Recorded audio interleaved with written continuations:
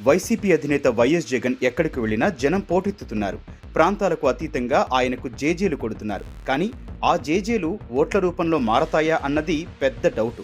ఎందుకంటే జగన్ పర్యటనలకు వచ్చిన జనం ఎన్నికల సమయంలో ఓట్లు వేస్తారన్న గ్యారంటీ లేదు. జన సమూహాన్ని చూసి ఇక తాము గెలిచినట్లేనని వైసీపీ సీనియర్ నేతలు ఏమాత్రం మురిసిపోవడం లేదు. ఎందుకంటే జగన్కు ఇప్పటి నుంచి కాదు, 2012లో వైసీపీ పార్టీ పెట్టిన నాటి నుంచి జగన్ ఎక్కడ పర్యటనలకు వెళ్లినా వేలాది మంది వస్తున్నారు. స్థానిక నేతలు వారిని తరలిస్తున్నారా లేక స్వచ్ఛందంగా తరలి వస్తున్నారా అన్నది పక్కన పెడితే వారిని చూసి గెలిచేస్తామనుకుంటే అంతకు మించిన వెర్రితనం మరొకటి ఉండదన్న కామెంట్స్ వినిపిస్తున్నాయి. గత 14 ఏళ్ల నుంచి జగన్ బయటికొస్తే చాలు, అది ఏ పర్యటనైనా ఏ ప్రాంతమైనా తండోపతండాలుగా తరలి వస్తున్నారు. కానీ జగన్ గెలిచింది కేవలం 2019 మాత్రమేనన్న విషయాన్ని గుర్తుంచుకోవాలని అందరూ అంటున్నారు. 2014, 2024లో దారుణ ఓటమి గల కారణాలను మాత్రం ఇప్పటికీ వైసీపీ అధినేత జగన్ తెలుసుకోలేకపోతున్నారని అంటున్నారు.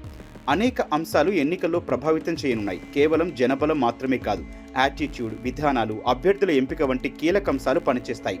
అంతే తప్ప జనం వచ్చినంత మాత్రాన గెలిచినట్లు కాదని, రానంత మాత్రాన ఓడినట్లు కాదని విషయాన్ని అర్థం చేసుకోవాలని కొందరు ఈ సందర్భంగా గుర్తు చేస్తున్నారు. అయితే జగన్ పర్యటనలో జనసందోహాన్ని చూసిన వారు ఎవరైనా ఇంత ఫాలోయింగ్ ఏంటి సామని ఆశ్చర్యపడక మానరు. ఇటీవలి కాలంలో ఆయన వరుసగా పర్యటనలు చేస్తున్నారు.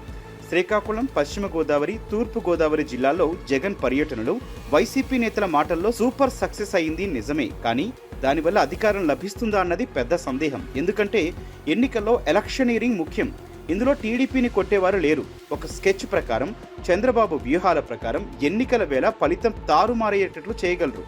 అందుకే జనాన్ని చూసి గెలిచామని ఊహించుకుని ఊహాలోకంలో విహరించడం కంటే క్షేత్రస్థాయిలో బూత్ లెవెల్ కమిటీలను బలోపేతం చేసుకోవడం, అభ్యర్థుల ఎంపిక సక్రమంగా చేయడం, ప్రత్యర్థుల ఎత్తులు ముందుగానే పసిగట్టి వాటికి పై ఎత్తులు వేస్తేనే గెలవగలమని ఉత్తరాంధ్ర సీనియర్ నేత ఆఫ్ ది రికార్డుగా వ్యాఖ్యానించడాన్ని ఎవరూ కాదనలేరు. ఈ విషయాన్ని జగన్ తెలుసుకుంటే మంచిదని అంటున్నారు. ఇకనైనా పర్యటనలు జనం వల్ల విజయవంతమయ్యాయని కాదని, ఎలక్షన్లో ఎలా గెలవాలో కూడా వారి వ్యూహాత్మక టీం పనిచేయాలని మరికొందరు అంటున్నారు.